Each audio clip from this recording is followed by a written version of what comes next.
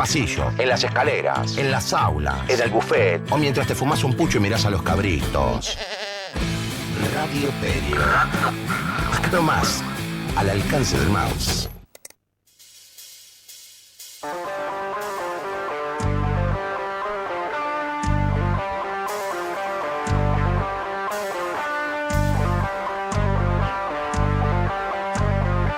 Esto es ¿A dónde vamos a parar? todos los días de 12 a 1 por Radio Perio.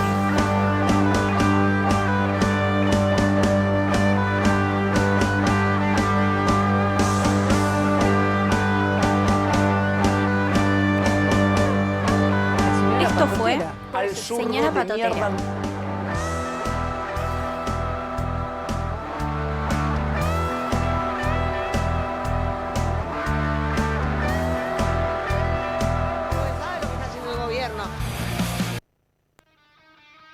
La señora Patotera. Al zurdo de mierda no le podés dar ni un milímetro. Pero me podés entender que no podés hacer un omelette sin que se rompan un par de huevos. Yo lo admiro a Margaret Thatcher. Dio vuelta y me pegó con el palo. Es una sinvergüenzada lo que está haciendo el gobierno.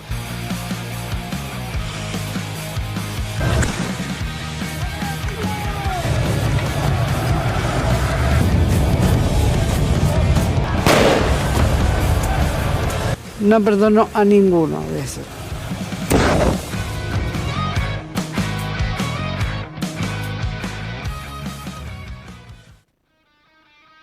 La señora Patotera.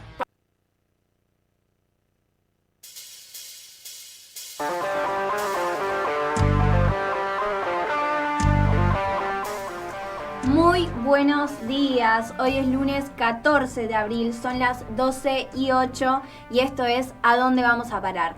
En esta edición de Señora Patotera, primero para empezar el programa quiero agradecer a Jano Cerrudo y a Juliana Rodríguez que estuvieron trabajando todo el fin de semana haciendo la producción audiovisual para que este programa hoy se pueda llevar a cabo.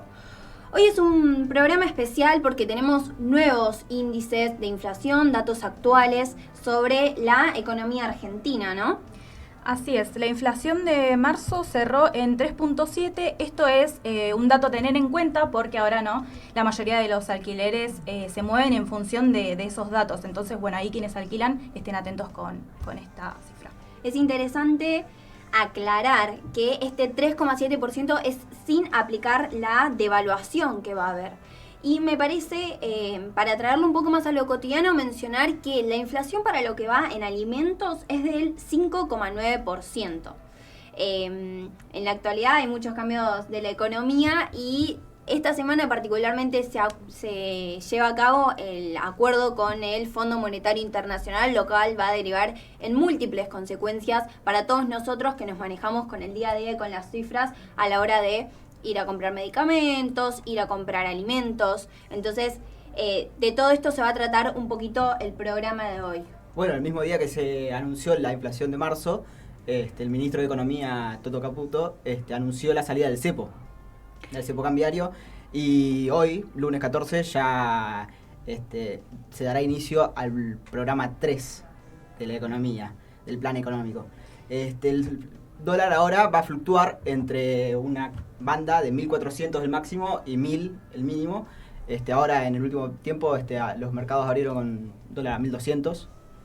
1.300, esto significa una devaluación del dólar porque el dólar oficial que estaba en 1.070 sube, entonces probablemente suban los precios y haya una gran devaluación. Bueno, esto después de 7 años, ¿no? La salida del cepo y también agregar que se va a actualizar esto de las bandas que decíamos hace un rato, con una actualización. Claro, la actualización va a ser mensual del 1% y además se va a eliminar por completo el tipo de cambio para exportadores, lo que se llama dólar blend. Me parece interesante acá decir que hasta el momento tenemos un 30% de devaluación. Esto que mencionaba Franco de los dos tipos de bandas, que el dólar va a variar entre 1.000 y 1.400 pesos, es un poco el discurso que promueve el gobierno, ¿no? Pero quiero decir que ya cuando vos vas al supermercado, los dueños de ese supermercado, los precios ya los cambiaron. De hecho, los están cambiando día a día, ¿no? Y no lo cambian a $1 de 1.200, lo cambian a $1 de 1.400. Entonces, nosotros no es que vamos a ir viendo según fluctúa, según los amigos de Caputo, bien, establecen el nivel del dólar. Sino que, digamos, esto repercute explícitamente en nuestra cotidianidad. Y volvemos con una nueva bicicleta financiera de la mano de Caputo, obviamente. De Caputo y de todos sus amigos, ¿no? Bueno, y también agregar que el jefe de Gabinete de Ministros de la Nación, Guillermo Francos, dijo que la medida fue coordinada con el FMI, pero que no formó parte de una exigencia del organismo, ¿no? Como, bueno, dudoso. A mí me gustaría saber qué va a pasar con las reservas, ¿no? Porque nos volvemos a endeudar para supuestamente pagar una deuda, pero las reservas con las que nosotros en un futuro vamos a tener que volver a pagarle al FMI, que digamos, no es como, ay, qué copados los del FMI, nos dan plata para ayudar con nuestra economía. No, esto nos vuelve a condicionar a ser una colonia más de lo que quiera el monopolio, ¿no?, de Estados Unidos. Y ahora, todo lo que va a pasar en esta nueva bicicleta financiera de acá a 6 meses, porque de acá se estipula que dentro de los 6 meses va a estar esta bicicleta financiera, hasta octubre, van a vender dólares para volver a acumular más pesos a la tasa que les pone el gobierno, ¿no?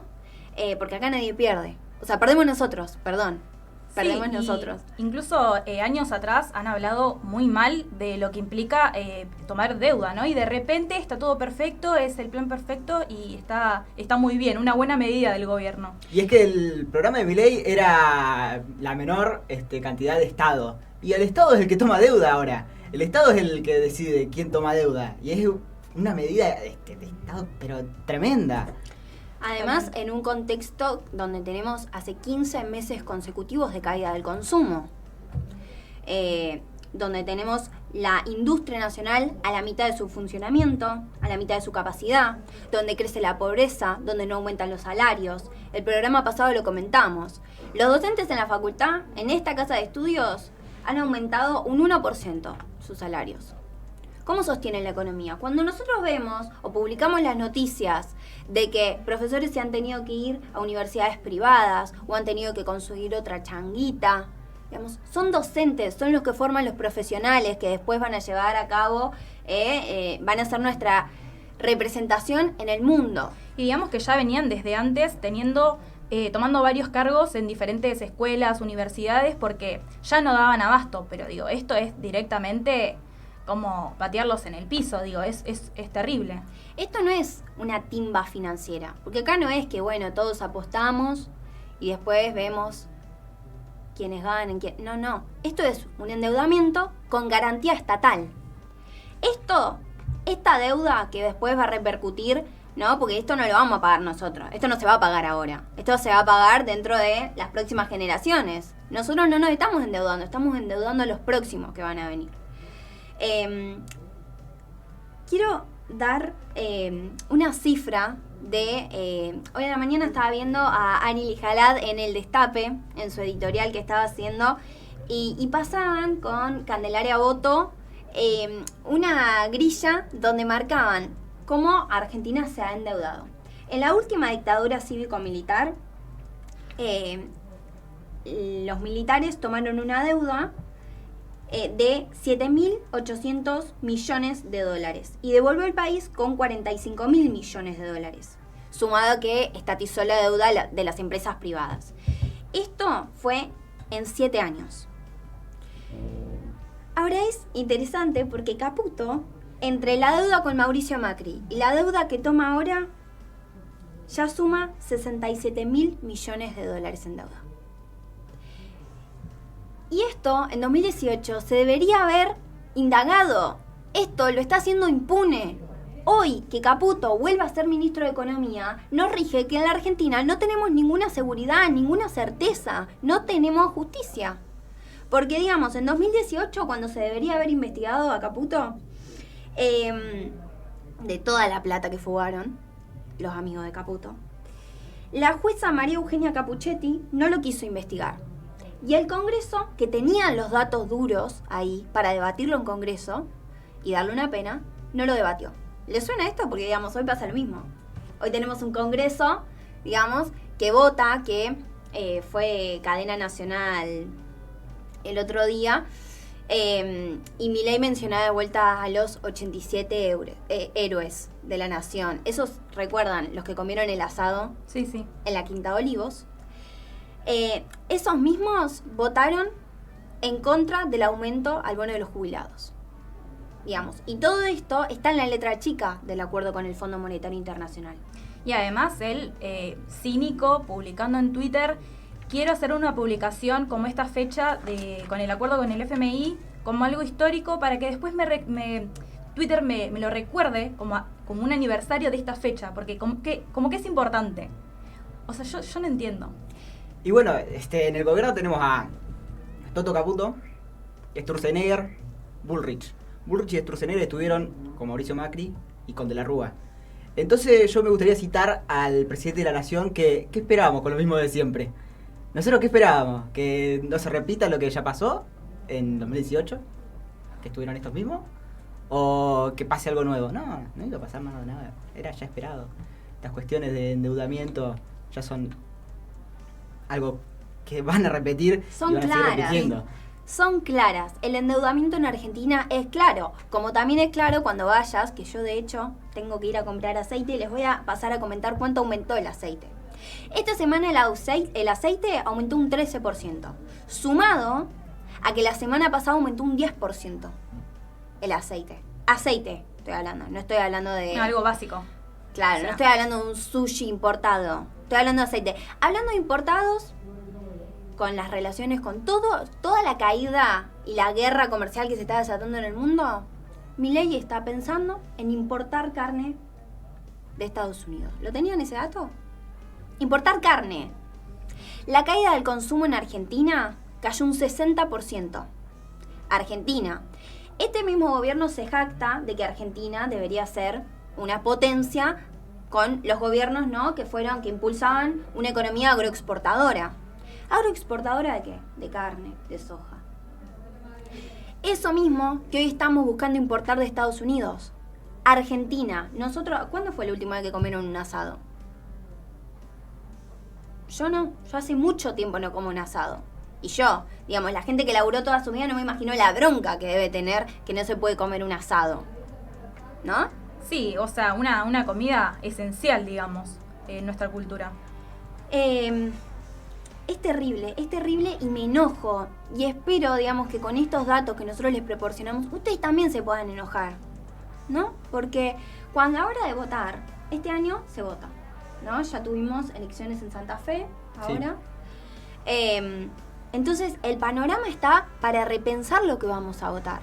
Para detenernos un minuto y decir, che, ¿cómo estoy yo hoy?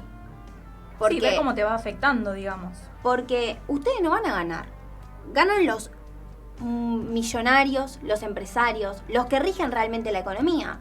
Ahora, si el dólar va a variar entre dos bandas, que son 1.000 y 1.400, ¿quién le va a avisar a los amigos de Caputo cuando tengan que ir y comprar dólares para después tener que ir y vender los dólares?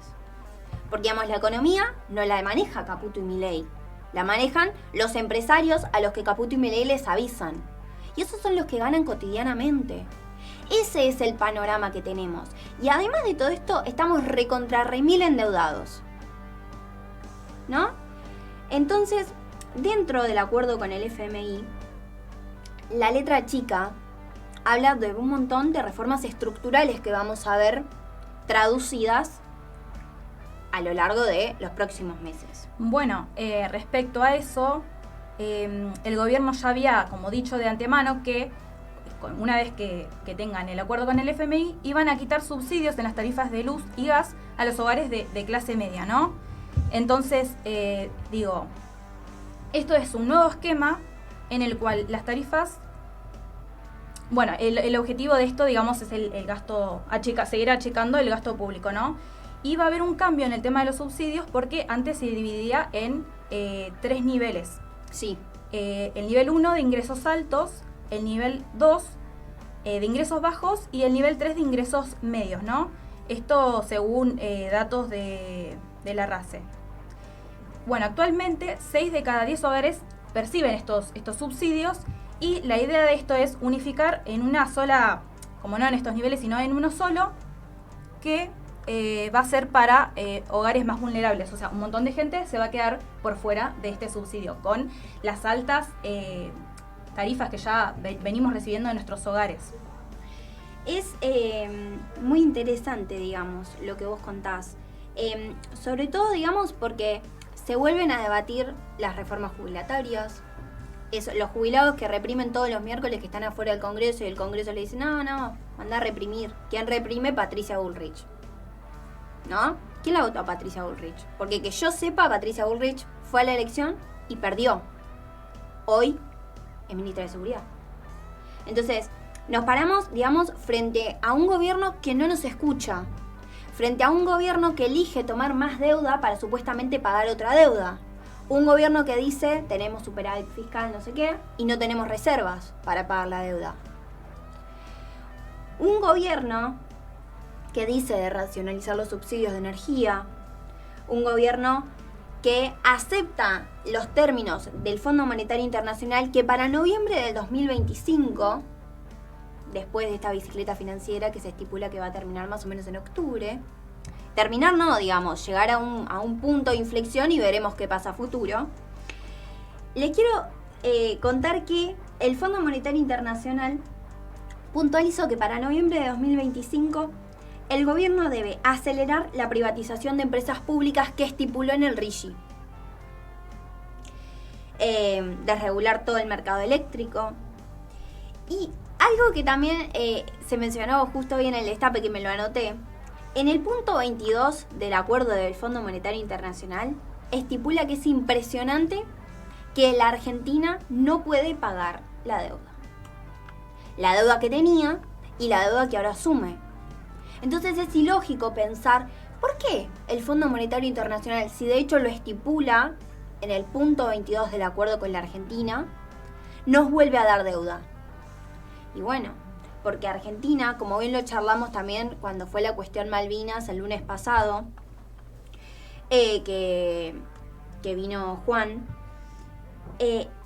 no solo tiene una estrategia geopolítica, Argentina tiene recursos, digamos, tenemos agua, tenemos petróleo, tenemos carne, tenemos tierra, tenemos de todo para explotar, digamos, y nosotros con este tipo de acuerdos, que uno lo puede decir, bueno, sí, el acuerdo ya lo tengo, sí, bueno, lo tenemos presente el acuerdo con el fondo, pero digamos, esto nos sigue endeudando, y esto sigue siendo una problemática fundamental para nosotros, porque nosotros lo vamos a ver en las tarifas, nosotros lo vamos a ver de vuelta cuando querramos ir a un mayorista y no podamos pagar, cuando nos tengamos que volver a endeudar con el banco.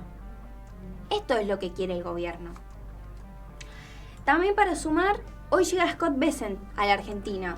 Es el secretario del Tesoro norteamericano, que es quien, en este contexto de guerra comercial entre Estados Unidos y China, todos los países están negociando con él los tratados arancelarios con los Estados Unidos.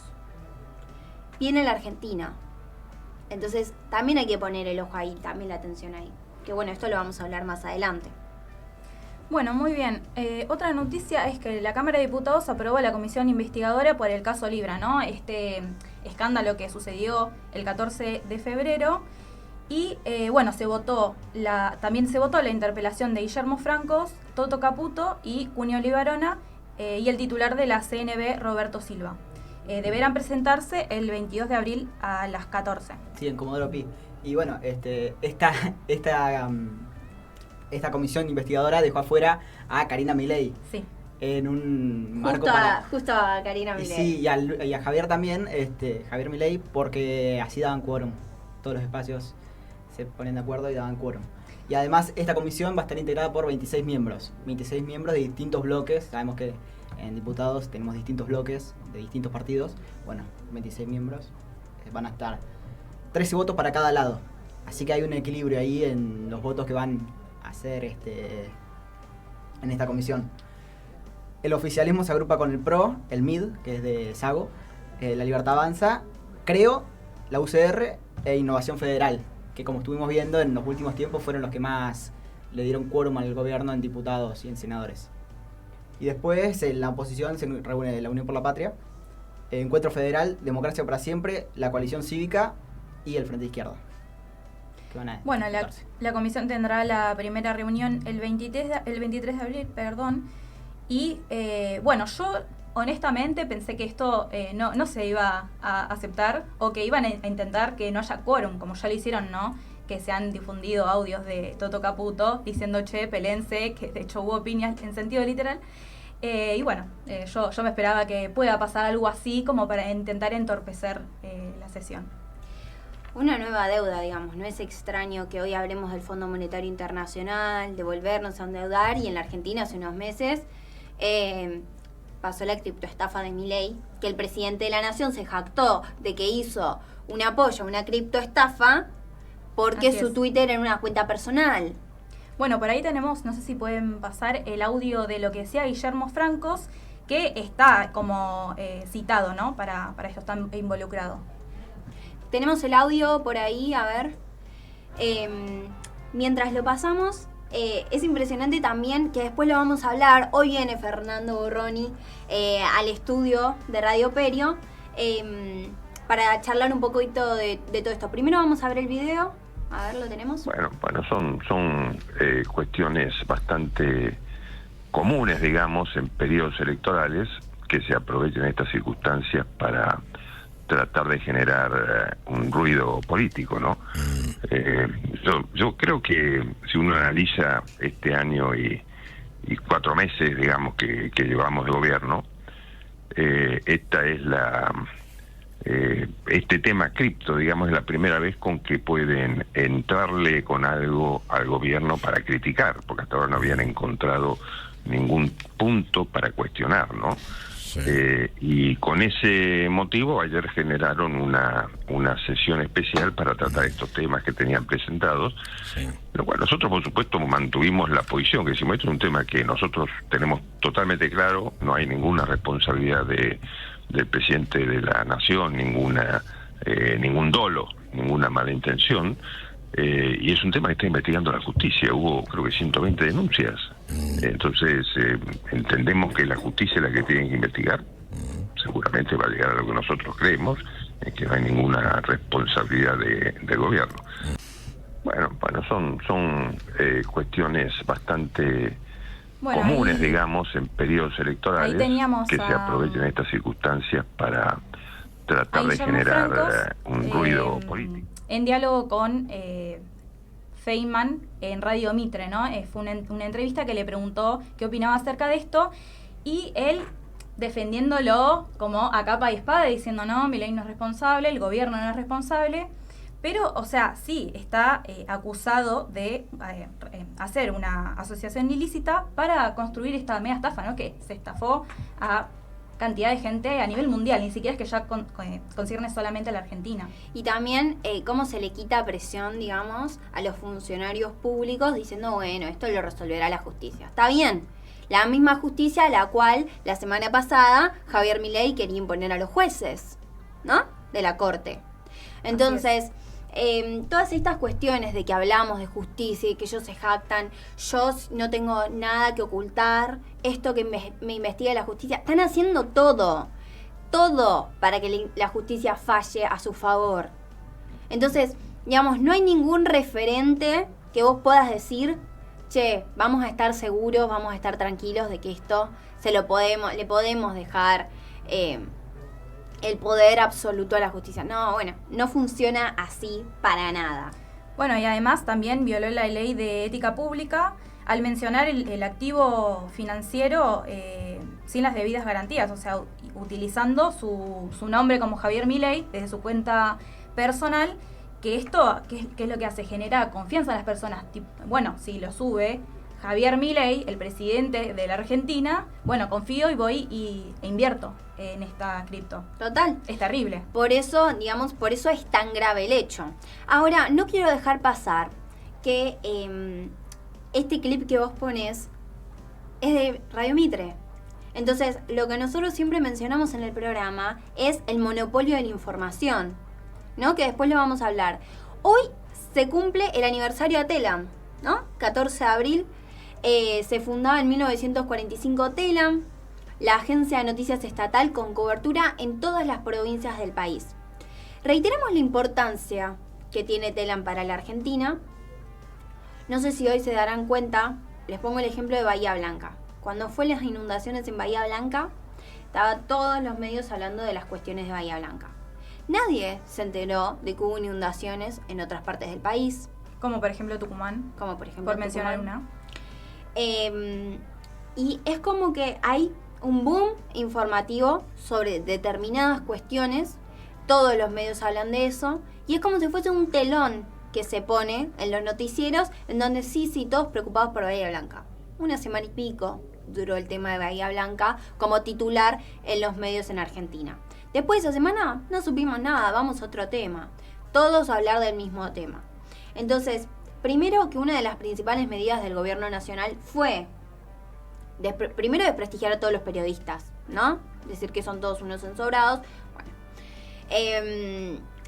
Y por otro lado también sacar a Telam, ¿no? Sí, hace un año, en marzo, sacaron a Telam porque era una máquina de propaganda kirchnerista. Claro. En su opinión. Gasto público, propaganda kirchnerista. Quiero decirles, yo sé que no nos van a estar escuchando ni Milei, ni Karina, ni Caputo, pero bueno, si algún día sucede, yo quiero dejar en claro que tanto Viale como Feynman y como todos los periodistas a los que Fantino, como a todos los periodistas a los que ustedes le dan el espacio a hablar y hacerles preguntas, no son periodistas en realidad, son funcionarios públicos. Porque lo único que hacen es pasar la pauta que ustedes le dicen.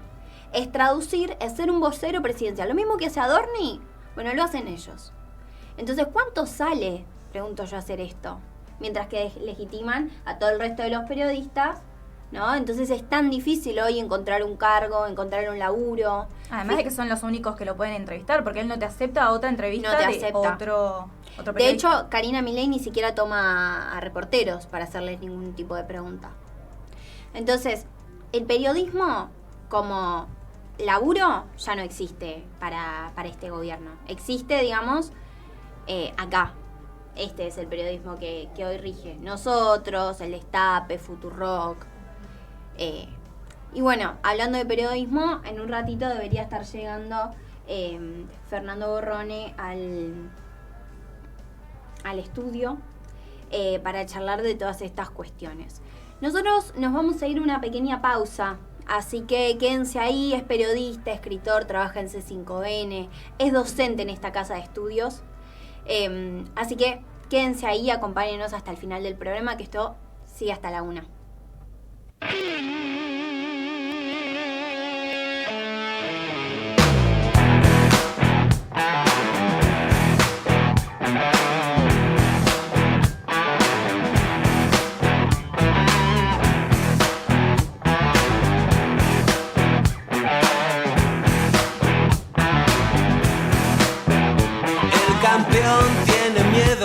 Tiene miedo de pegar, no se quiere romper las manos porque tiene que cantar. El ritmo del protector bucal, el bombo de la ciudad, le golpea en el culo, golpea y nada más. Alta suciedad, basura de la alta suciedad, no se puede confiar en nadie más. Alta suciedad, basura de la alta suciedad, no se puede confiar en nadie más.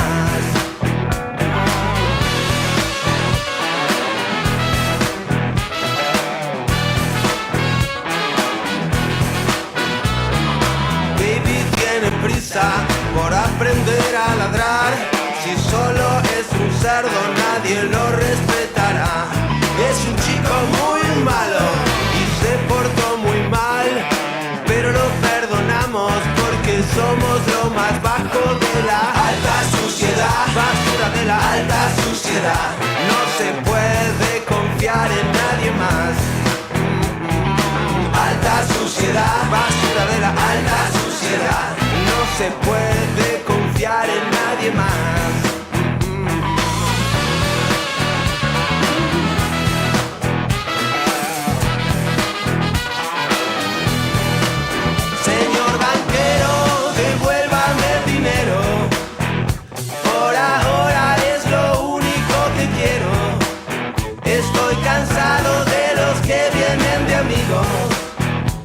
solo quieren rellenarme el agujero.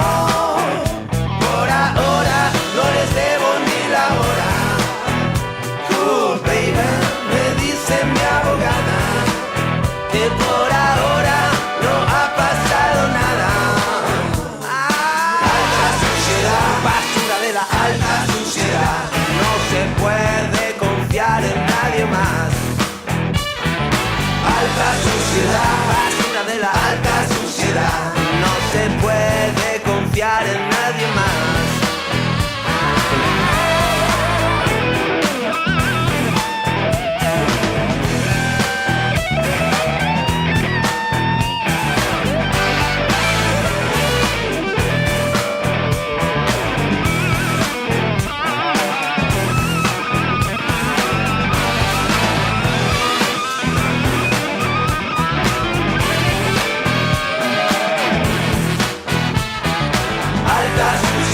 Basura de la alta suciedad.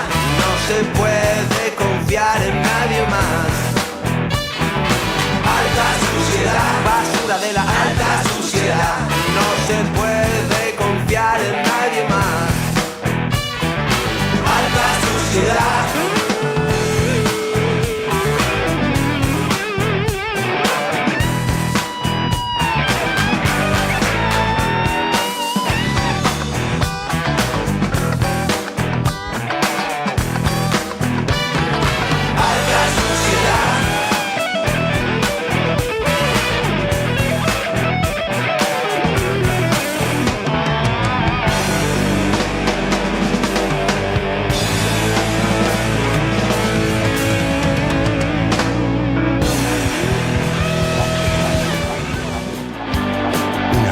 Musical al pie de la letra.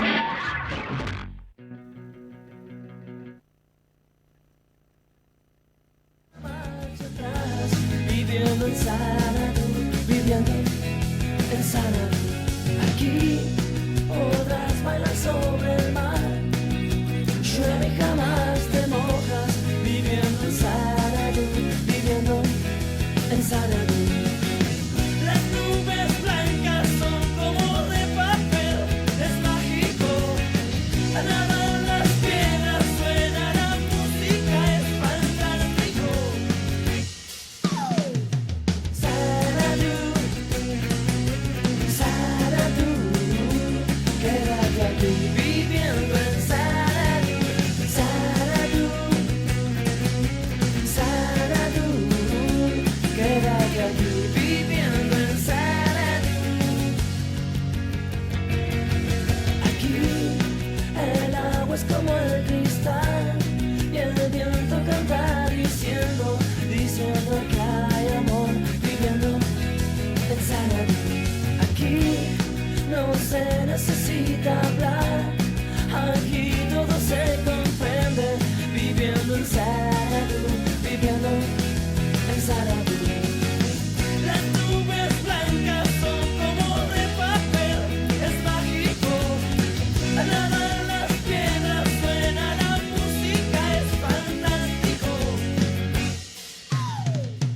Sanadú, Sanadú, quédate aquí viviendo en Sanadú, Sanadú, Sanadú, quédate aquí viviendo en Sanadú, quédate aquí, serás feliz en Sanadú, quédate aquí, serás feliz en Sanadú, quédate aquí, serás feliz en Sanadú, quédate aquí, serás feliz en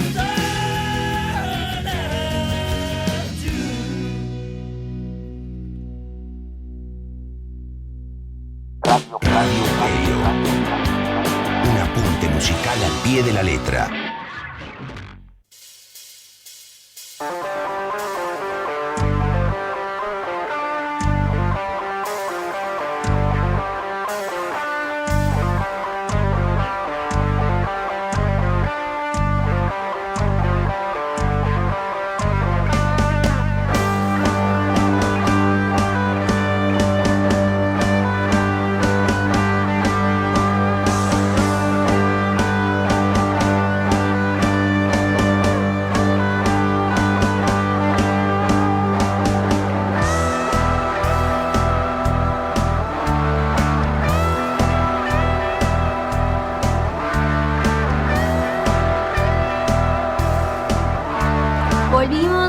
esta segunda parte con un invitado especial. Está acá Fernando Borroni, periodista, escritor y docente en esta casa de estudios. Es cofundador de la primera escuela popular de medios comunitarios, radio y televisión, Homero Mansi, y de su emisora radial. Y también conduce Sin Lugar para los Débiles en C5N. Bienvenido al estudio de Radio Perio. Muchísimas gracias por la invitación, muy contento, gracias. Bueno, recién estábamos hablando un poco de todo lo que es la cuestión de la monopolización de la información, un poco. Y de cómo se traduce en los medios más tradicionales como en la televisión. También escuchábamos ahí a Feynman en Radio Mitre. Un poco el boom informativo que se está haciendo en todas las noticias del país, ¿no? Como que la centralidad está muy en lo que pasa en Buenos Aires explícitamente, como una estrategia, ¿no? Y también que hoy sería el aniversario de Telam. Entonces estamos ahí como todos juntos, medio conmovidos. Sí, a ver, sí, primero que hay una mirada. Nosotros somos un país que comunicacionalmente es unitario, no es federal, es profundamente unitario. Parece que la realidad es lo que nos sucede primero en la ciudad de Buenos Aires, después en la provincia, y después el resto, si entra, bienvenido, pero es una deuda pendiente de la comunicación. Lo que pasa es que siempre está muy vinculado a las lógicas también del mercado, la propia comunicación, y esto hace que te digan que lo que más consume la gente son las noticias de determinados lugares, ¿no? Pero no deja de ser también la lógica que hay siempre de lo que es la construcción mediática, que al fin y al cabo responde a los intereses del poder, ¿no? El monopolio que sigue comunicando en la Argentina responde a determinados intereses, y el objetivo de esos medios es que sus propios intereses sean tomados por nosotros como intereses naturales nuestros, que claro, no lo son. Y me parece que entonces en ese sentido ellos dan una disputa muy sectorizada, insisto, en una comunicación muy unitaria también, ¿no?, que se tiene. Y creo que va de la mano con esto que decís de Telam.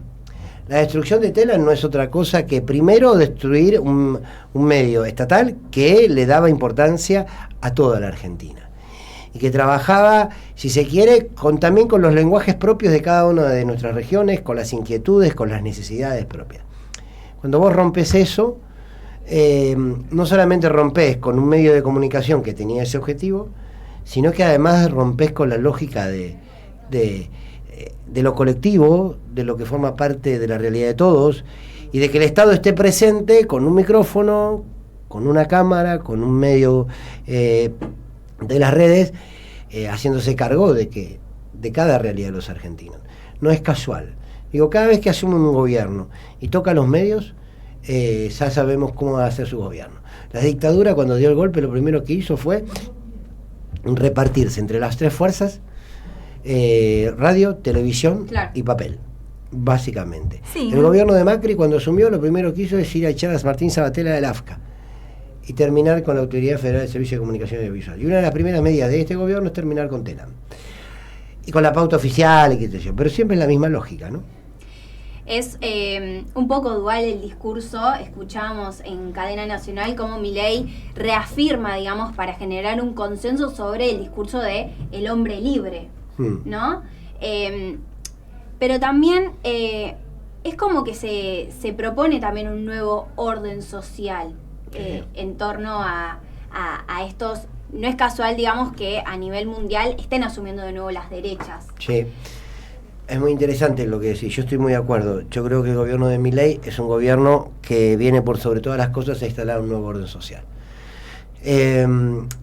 Quizás la disputa que hace muchos años, hace muchísimas décadas y décadas ha dado la humanidad o ha dado el poder, es por quedarse con los medios de producción, ¿no? Si se quiere, fue la primera gran lucha. Bueno, ¿quién tiene los medios de producción? Y a partir de ahí concentrarse el capital y a partir de ahí ejercerse el poder. Una vez que ya el capitalismo se quedó con los medios de producción, fueron por los medios de comunicación. Concentrar la mayor porción de medios de comunicación en manos de unos pocos para construir un pensamiento único, un pensamiento hegemónico, diría Gramsci. Entonces la lucha hoy es por la mente, la lucha es por las cabezas. Claro. La lucha es para que vos, insisto, confundas los intereses ajenos como intereses propios. La lucha es para convencerte de que el pobre es pobre porque quiere, para convencerte de que si sos pobre es porque decidiste no trabajar, para convencerte de que el peronismo o el kirchnerismo es lo peor que le pasó a la historia, para convencerte que la política es una basura y que el Estado no sirve para nada.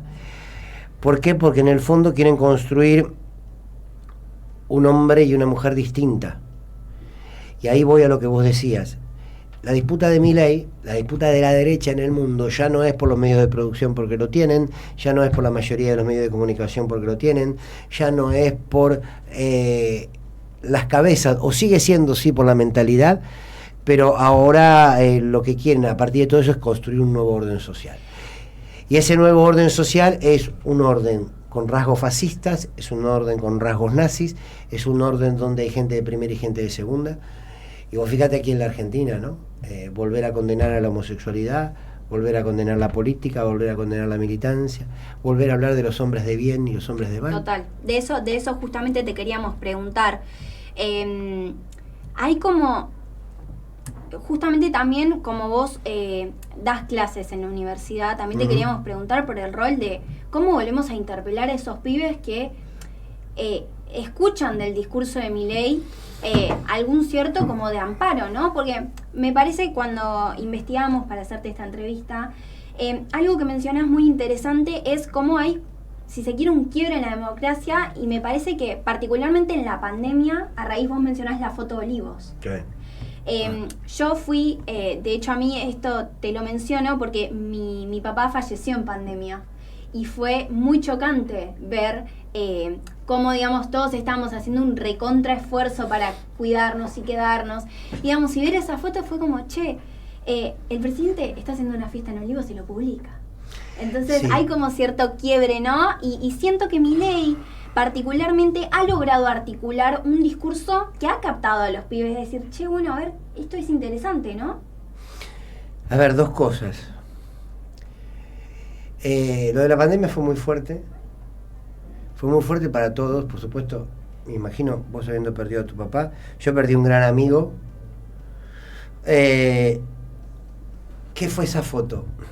Para mí, como vos bien decís, fue un punto de quiebre, porque nosotros ahí nos disparamos al corazón de lo que es el campo nacional y popular.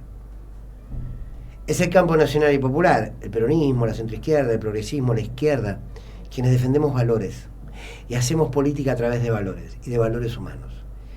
Del cuidado del otro, cuando Cristina dice la patria es el otro, el amor vence al odio. Lo colectivo. Lo colectivo, el respeto, entender que todos debemos tener las mismas posibilidades, entender la igualdad frente a los derechos. Nosotros históricamente hemos defendido valores. Esa foto lo destruyó todo. Total. Esa foto fue decir, che, ¿no eran ustedes los que se ponen en el lugar del otro? ¿No son ustedes los que han construido derechos a lo largo de la historia? Porque creen en que el otro tiene derecho a vivir de una manera digna como puede vivir cada uno. Entonces, pero además era una foto brindando con champán y todo muerto de risa. Total. Entonces vos ante eso, y vos con tu testimonio tan duro, ante eso no volvés. A mí me partió porque, y me acuerdo que hubo un sector del gobierno que intentó justificar, entonces nos mandaba a los medios, no a los medios, sino a los periodistas. Yo estaba, como estoy ahora, en Radio 10 y en C5N. Perdón, ahí no estaba en Radio 10, sí estaba en C5N, estaba en otra radio, en la 750. Y nos mandaban algunas ideas de cómo poder defender. ¿Defender qué, hermano? Fue terrible, porque nos apuñalamos el propio corazón que hace latir lo que somos. Y yo creo que hay un quiebre. Mira, hay una imagen, a lo mejor ustedes la recuerdan, que hizo TN, con una enorme crueldad, pero que políticamente fue una genialidad para sus intereses. Por esos mismos días, antes de que se conozca la foto de Olivos, había un papá, que creo que fue en la provincia de Jujuy, o de Salta, que tenía a su hija muy enferma. En la frontera. Necesitaba cruzar la frontera para poder continuar con el tratamiento de su hija. No pudo trasladarse de ninguna manera, porque aparte no había micro, no había nada. Decide cargar a su hija en brazos e intentar atravesar la frontera. Y no lo dejan pasar. Al tiempo su hija muere. La tarde en que sale la foto, TN divide la pantalla y pone de un lado al padre con su hija enferma, intentando cruzar la frontera, y la policía diciéndole, no puedes pasar, la prefectura, gendarmería, y del otro lado la foto de Olivos. Yo el día que vi esa foto dije, nosotros perdemos de por vida.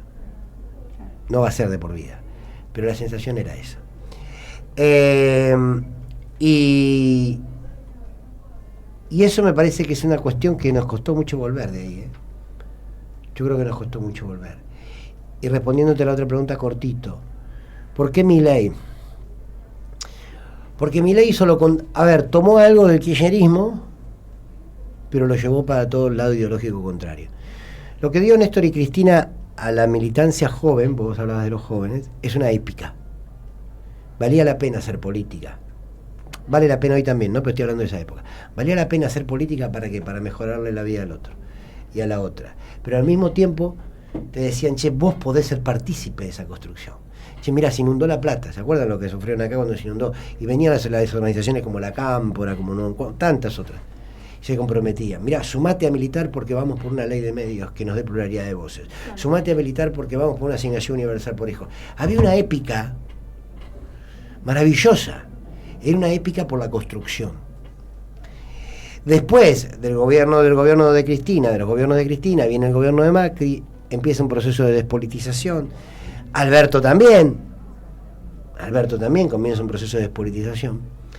Y la política deja de dar resultados. Entonces Milei construye la épica de la destrucción. Vamos a hacer mierda todo esto. Entonces, vale movilizarte para destruir todo esto que yo te digo que está mal. Fíjense que en la campaña de Milei había una pantalla gigante detrás que eran edificios derrumbándose, explosiones. Milei fue la épica del caos. Veníamos de la épica de la construcción de un país. Pero si hay alguien que necesita la juventud es épica, son motivos, son razones. Bueno, Milei se los dio para lo contrario. Nosotros veníamos, gobierno de Macri, gobierno de Alberto, que hizo muchísimo daño, casi que no dándole motivación a nadie para hacer nada. Me parece que también me quedo con esto último que decís, que es el odio y la crueldad que hoy rige como legitimación de cualquier discurso. Sí. Digo, ¿no? Y ya esto que venimos conversando, no hay, digamos, ningún futuro que sea colectivo, sino que hay un nuevo orden individual. Sí. Del yo me salvo solo. ¿Cómo sentís que podemos volver a articular y decir, che, esta no es la forma? Y vengan para nuestro lado, digamos. Sí. Yo creo que esto es mundial, eso sí es mundial. Meloni en Italia no es casualidad. Vox en España y Ayuso en Madrid no es casualidad. Le Pen en Francia, por más que ahora la condenaron, no es casualidad. Cash en Chile como oposición fuerte no es casualidad. Elon Musk, Trump. ¿Por qué? Porque volvemos a lo que preguntabas vos hace un ratito. Porque van por un nuevo orden, van en la construcción de un nuevo hombre y una nueva mujer. Claro. Que sea capaz de tolerar la injusticia, la desigualdad y que no le joda. Y yo, a ver, ahí vamos a lo que siempre decimos, batalla cultural, y en el fondo nadie sabe de qué carajo se trata, ¿no? Yo lo que creo es que acá hay una disputa por las emociones. Y yo creo que la batalla cultural y enfrentar el individualismo se tiene que ver a través de la vivencia. Yo creo que hay determinadas convicciones y valores que se aprenden si primero se sienten. Y yo creo que el sentir se trabaja. Yo te puedo dar 10.000 explicaciones y ustedes me pueden dar a mí 10.000 explicaciones de por qué lo colectivo está por encima de lo individual. Me pueden dar millones de conceptos para decirme que la libertad individual es una mentira del mercado. Lo que existe es la libertad colectiva. Hay un dicho, ese dicho es mis derechos empiezan donde acaban los tuyos, o al revés. Mi libertad acaba cuando empieza la tuya. No, mi libertad es con la tuya, no empieza ni acaba. O sea, digo, yo soy libre en la medida en que puede ser libre vos, en que pueden ser libres ustedes. Si no, no puedo ser libre. Porque si yo como y engordo y cada vez tengo más, y ustedes tres que viven en mi entorno no comen salteado, comen una vez cada 2 días, tarde o temprano van a venir por mi comida. Entonces yo no soy libre en la manera en que el otro no sea libre, porque ustedes van a venir por mi libertad de comer hasta el hartazgo, y está bien que vengan por mi libertad. Entonces cuando vos tenés justicia social, tenés un primer paso hacia la libertad colectiva, que es la única que vale. Ahora, ¿cómo se cambia esa mentalidad? Y yo creo que ¿Qué te pasa cuando ves la injusticia del otro? ¿Qué sentís? ¿Sentís que la universidad particularmente cumple un rol ahí? Sí, claro. Y más universidades como estas. Quiero decir, que no esconden la discusión política. La universidad, no toda universidad te forma en valores, No Claro. toda universidad. Yo en eso también tengo una mirada ideológica. Yo creo que la universidad es fundamental, más allá de lo que se estudia, porque nuclea a los jóvenes, hombres, mujeres, o en el género que cada uno se identifique, en la construcción de lo que va a ser su vida. Y nosotros tenemos que construir la mayor formación que se puede hacer es en valores. La mayor formación que podemos hacer como padres, como madres, quienes lo sean, es en valores. ¿Sabes que te hago una pequeña pausa ahí? Porque los nuevos votantes de Milei, que, digamos, Milei asume con un voto que es de una juventud muy alta, digamos, Sí. el porcentaje. Yo no sé si si esa generación tiene presente lo que fue un Néstor que bajó los cuadros, una Cristina que impulsó una ley de medios, digamos, una democracia plural. Entonces yo creo que ahí hay un discurso que tenemos que disputar en la universidad, en los pasillos, digamos, y sobre todo con el rol del periodismo, digamos, hablando. Este espacio particularmente, nosotros todos los programas lo agradecemos porque es impresionante que nosotros podamos tener acá para transmitir un mensaje, ¿no? Sí, yo creo que ahí tenemos algo que repasar como comunicadores, nosotros y nosotras, en términos de por qué... A ver, hay algo de nuestro discurso que no llega. No digo el discurso de esta radio o el discurso de un canal o el discurso... Digo, el discurso del campo nacional y popular empieza a tener un lenguaje viejo. No estoy diciendo que las convicciones hayan caducado y hay que capitular. No estoy diciendo eso. Estoy diciendo que evidentemente hay una generación a la que no interpelamos. Claro, que no consume. Claro, pero de parte digo, no los interpelamos. Y ustedes también son jóvenes y ustedes sí se sienten interpelados. Pero bueno, yo no sé si se sintieron interpelados por los medios. A lo mejor se sintieron interpelados por una realidad familiar, por una historia familiar o por un gobierno como el de Néstor y Cristina Kirchner que los interpeló y los hizo comprometer y los hizo estudiar comunicación y los hizo... Sí. Ahora,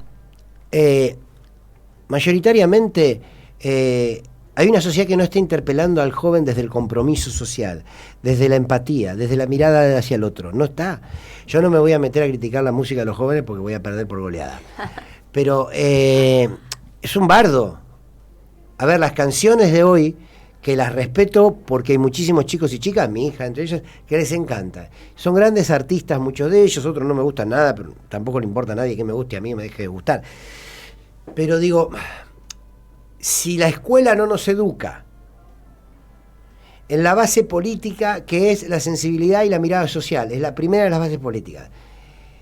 La educación, los medios, la música, el arte, todo eso es lo que nos va educando de una determinada manera.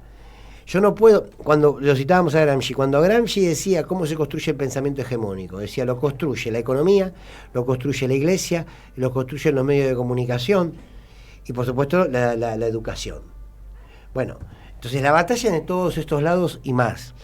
Pero evidentemente hay algo del discurso nuestro, sobre todo de ustedes, van a poder convencer más a los de su generación porque tienen muchos códigos en común. Pero hoy la radio y la televisión es vieja para las generaciones. A mí, gracias a Dios, en Radio 10 somos el segundo programa más escuchado en nuestra franja horaria. En C5N nos va bárbaro, pero el promedio de edad es 50 para arriba.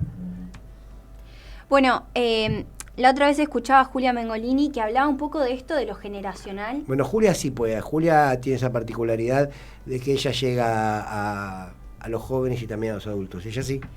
Pero es interesante eso que me decís porque ella siento que lo plantea como un poco distinto. Ella dice, yo con mis padres, digamos, me llevo como mucha menos distancia y con la nueva generación siento que es mucho más distante, ¿no? Sí. Y es como, bueno, yo creo que va articulado un poco en lo que es el crecimiento de la inteligencia artificial, la masividad. Las redes. Tenés que hablar en 140 caracteres, los videos tienen que durar 40 segundos, 1 minuto 10, no sé qué, todo tiene que ser compacto, tiene que ser... ¿Pero por qué? ¿Qué pasa? Porque hay otra lógica también del reconocimiento. Hoy en día, no voy a generalizar, pero hay un sector de la juventud que entiende que es Sartre decía, vos sos en la medida en que haces, ahora vos sos en la medida en que tenés like. Claro. Es un espanto y todo pasa por ahí. Entonces, es una generación a nivel mundial muy brava. Ahora, la responsabilidad de cómo educar. Yo siempre digo, a mí me quedé impactado de la serie Adolescencia. ¿La Eso vieron? te íbamos a preguntar también. Claro. Y pero, ¿sabés qué? A nosotros nos pasa en la política lo que a los padres les pasa con su hijo. Si vos, ¿sabés la característica de Néstor? ¿Saben cuál fue la característica de Néstor Kirchner? Fundamental, que permitió construir las bases para transformar la Argentina. Que entendió qué sociedad gobernaba. Que entendió a la perfección las necesidades del pueblo, los deseos del pueblo, las ilusiones, los desafíos que tenía, la entendió. Pudo conducirlo y pudo transformarlo. Y después lo continuó y lo profundizó Cristina. Bien.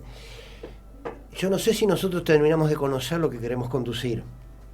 Y ahí hay un problema enorme. ¿A quién le hablo yo en la radio? Yo no le hablo a ustedes. Y está mal porque me encantaría hablarle a ustedes.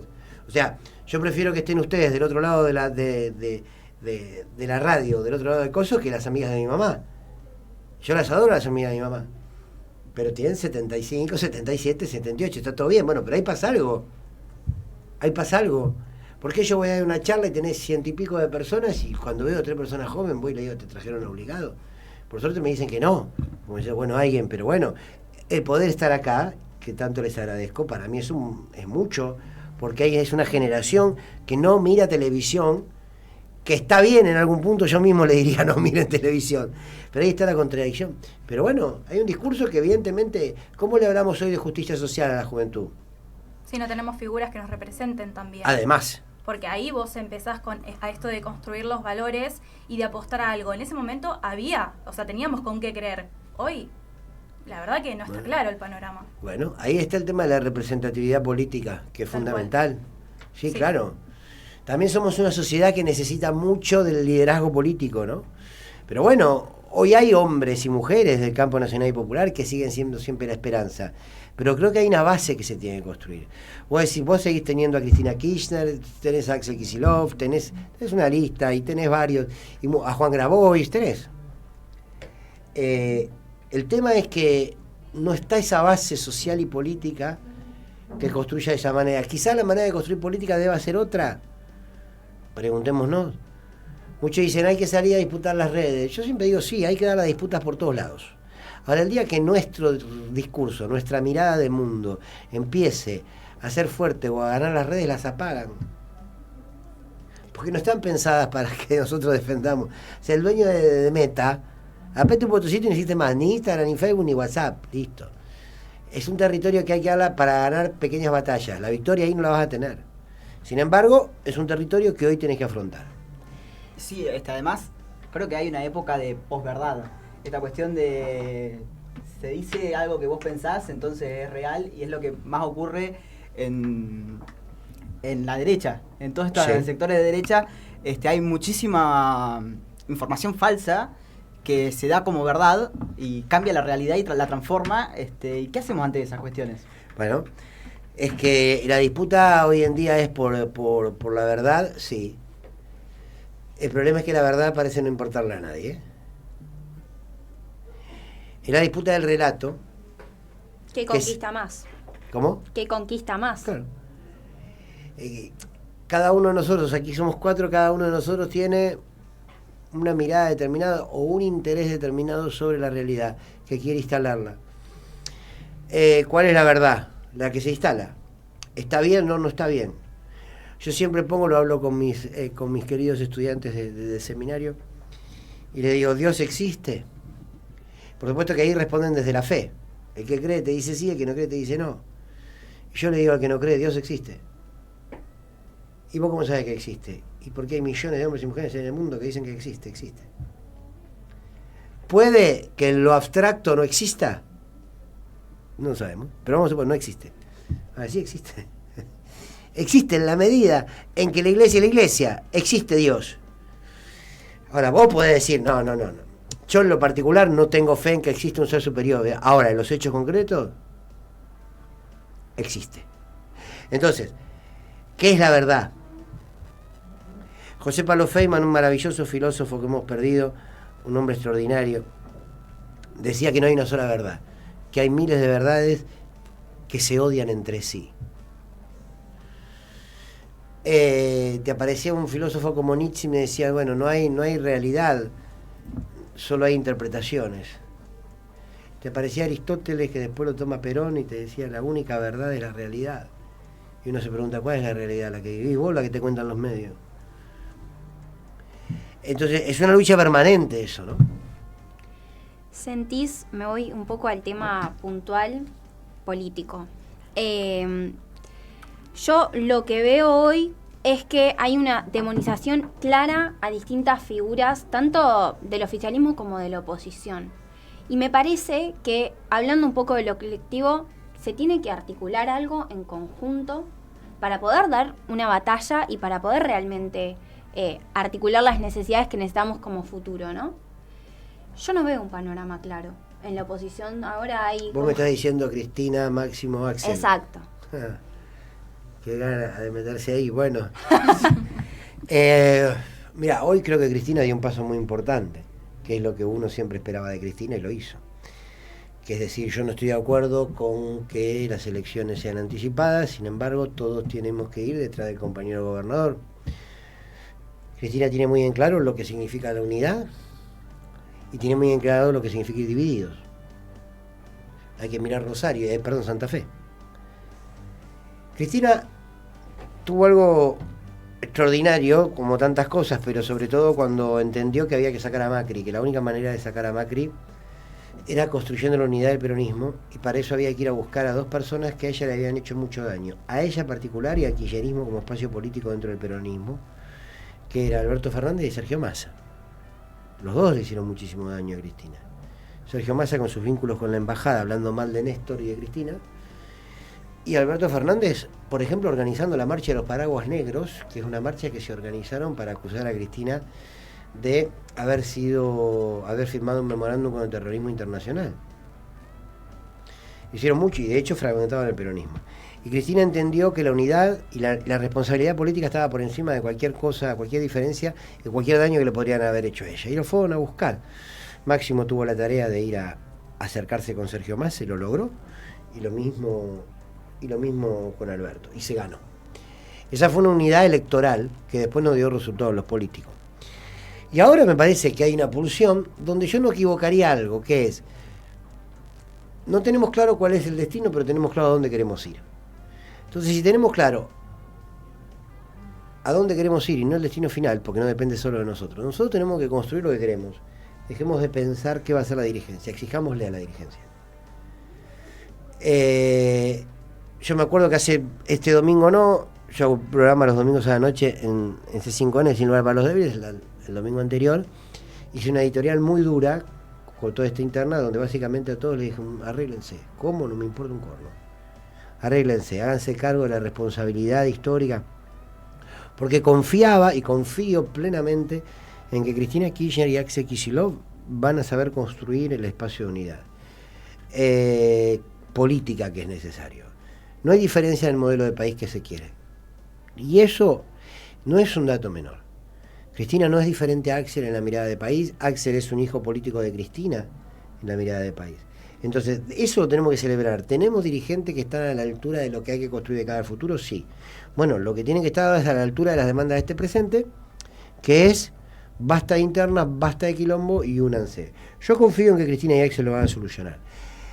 Cristina, Axel y todos los que están participando alrededor de este quilombo van a tener la humildad de asumir. ¿Por qué? Porque ni el presente ni nuestro pueblo se merece pensarlos por separado. Yo tuve la oportunidad de decírselo a ambos. Yo no voy a pensar por separado a Cristina y Axel. No lo voy a hacer. No, lo que pasa es que no me importa nada. No hay posibilidad que yo en mi cabeza separe a Axel de Cristina Kirchner y a Cristina Kirchner de Axel. Después cada uno puede tirar la mirada sobre esta interna que va a pasar. Va a pasar. Ningún hincha de Boca puede pensar a Riquelme separado de Boca. Ningún hincha de la selección puede pensar a la selección separada de Maradona. Ni puede pensar la separada de Messi. Perdón el ejemplo estúpido, pero me parece que es claro. Entonces, tenemos que construir lo que viene. Lo que viene no se construye solo con la nostalgia de lo que fuimos, sino con la demostración que se puede y eso lo demuestra Cristina, y Cristina es la garantía de que se puede construir ese país que soñamos. Tiene costos, y ella los está pagando, y por eso la quieren presa, y por eso la han perseguido y la persiguen. Y tenemos pasado, tenemos presente, tenemos pasado con Cristina y con Néstor, para convencernos. Tenemos presente con Cristina y con Axel, para fortalecer esas ideas. Y tenemos futuro en la propia juventud de Axel. Entonces digo, tenemos el territorio. Bueno, hay que construirlo con más humildad. Hay que construirlo con más sensatez. Hay que construirlo con menos soberbia. A todos los sectores lo digo, ¿no? Pero hay que construirlo. Bueno, yo respondo muy largo, perdón. No, nos encanta, la verdad que es recontra gratificante poder tener estos espacios y que puedas venir. Esperemos que no sea el último, que sea el primero de muchos. Pero bueno, nosotros ya tenemos que cerrar porque son 13 y 12. Te agradecemos. Fernando Borroni estuvo en el estudio hoy de Radio Perio. Y bueno, seguiremos viendo cuál es el panorama futuro, pero yo me voy muy esperanzada, la verdad. Sigamos viendo, no te corrijo, te sumo. Sigamos construyendo. Exijámosle a los dirigentes. No es una lógica, no es arrodillarse frente al altar a rezar esto. Exijámosle. Y si hay algo que demostró hoy Cristina es esto. Che, yo sé cómo es la cosa. Que nadie piense que yo sé que se necesita. ¿Ustedes creen que Cristina no sabe que sin unidad no se gana? ¿Ustedes creen que Cristina no sabe que Axel es el futuro de este? No solo Axel, hay otros, pero sobre todo Axel es el futuro del propio kirchnerismo, sí lo sabe. Bueno, pero el presente tiene que articular. En el presente tenés disputa de poder. Y aparte es peronismo, muchachos y muchachas. Siempre que hubo interna fue un quilombo que parecía que era el fin del mundo. Y después, qué sé yo, confiemos, pero confiemos a partir de la construcción. Animémonos a criticar. ¿Puedo criticarlo a Axel? Sí, claro, cómo no. ¿Puedo criticar a Cristina? Sí, claro, cómo no. Y la puedes defender a muerte en un montón de cosas. Y puedes decir, fue la mejor presidenta de la historia y es la líder del Movimiento Nacional y Popular. Pero en esto no estoy de acuerdo. ¿Cuál es el problema? ¿O ellos le pidieron permiso a alguien para hacer política? Y además se supone que ellos nos representan a nosotros. Que no y es no al revés. Claro. Confiemos, pero construyamos. Muchísimas gracias, Fernando Borroni, periodista, escritor y docente actualmente en esta casa de estudios. Nosotros vamos para la parte de los agradecimientos. Tato Alcaraz en operación, Morena Fabris y Juliana Rodríguez en producción, Jano Cerrudo y Juli Rodríguez también en redes, Esmeralda Migliorini y Franco Dinardo me acompañaron hoy en el estudio. Quien les habla, Manuela Cardelle. Nuestras redes son ¿A dónde vamos a parar? Esto fue una nueva edición de Señora Patotera. Nos reencontramos mañana. Muchísimas gracias a todos por escucharlo. Pueden ver por YouTube también. Igual que nuestras redes de Instagram, también en YouTube lo van a poder seguir. Muchas gracias, que tengan buena semana.